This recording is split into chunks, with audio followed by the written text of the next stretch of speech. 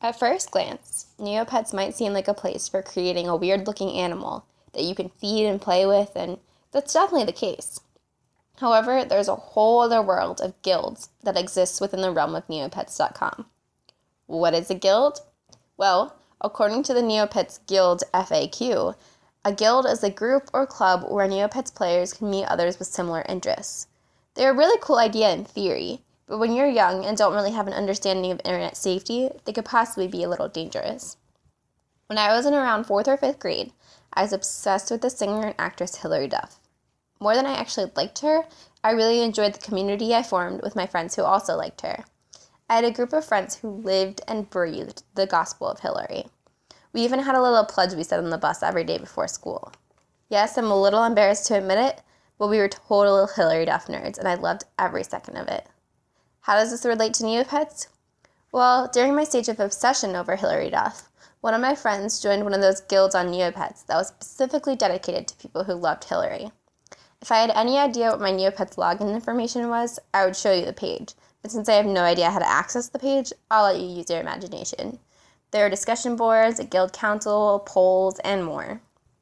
What made this whole thing a little sketchy is how much time I spent talking to people I didn't know.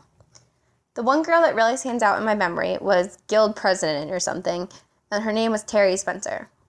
Now, Hilary Duff played a character in the movie Raise Your Voice named Harry Fletcher, so you're probably thinking what I refused to believe at the age of 9 or 10.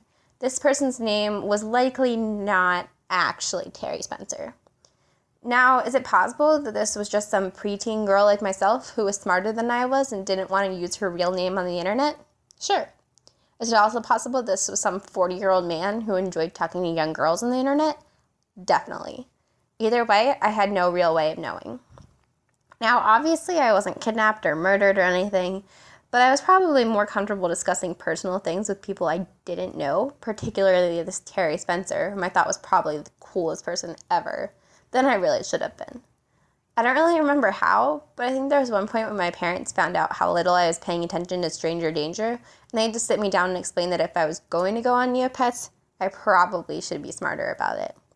Luckily, I was a rule follower and a naturally worried child, and I eased up on my guilt sharing.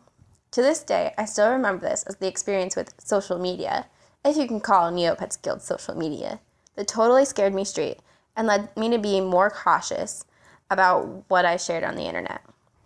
The fact that a lot of innocent children, like my former self, have such easy access to the internet and talking to strangers makes safety more of a concern than ever before. It's now a priority for websites like Neopets to have some kind of warning on their page. It only takes a little bit of Googling to discover that Neopets specifically has a whole section for safety tips, where it says the following. Meeting up with people you meet online is not always a great idea, but if you want to, there are 4 very important rules that you should stick to. 1. Meet only people you feel you know well, have known for a long time, and only with your parents' knowledge and permission. 2. Meet in a public place, such as a mall. 3. Go with a parent or an 18 years or older sibling, even if you're an adult yourself. And 4. Make sure the person you're meeting is not alone, but coming with a parent or other adult. While the internet definitely has a lot of great qualities, it opens up the very scary reality of cyberstalking and online predators. When interviewing my mom, she mentioned some of the steps she took as a parent when I was growing up to make sure I was safe on the internet. She always tried to be sure the computer was in a central location and made sure either she or my dad were monitoring what my brother and I were doing as often as possible. When it comes to digital literacy, my family isn't the only one that has had to be wary of how the internet safety plays into our daily lives. Perhaps the biggest obstacle when it comes to overcoming the issue is the fact that the kind of technology we're working with is always changing.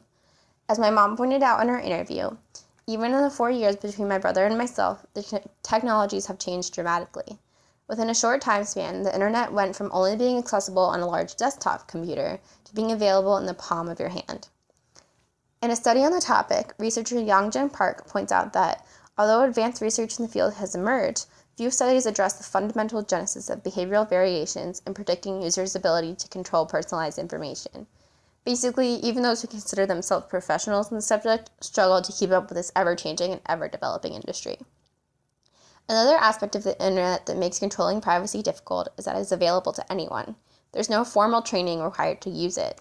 Just like my 10-year-old self was able to talk to complete strangers without my parents really knowing it first, There are many, many people who go online without really realizing some of the consequences of their virtual actions. It's almost backwards to how we normally approach life. No one would expect a child who had never been taught to ride a bike to successfully ride without training wheels. And yet we allow people who have never learned how to navigate a virtual society to go online without any guidance.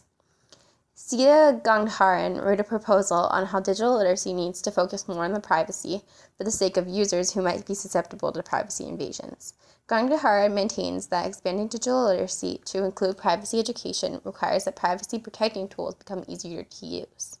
If parents were given the knowledge of how to use parental blocks, or if the average user had access to affordable and easy-to-use virus blockers, online predators and hackers might have a bit of resistance on their hands.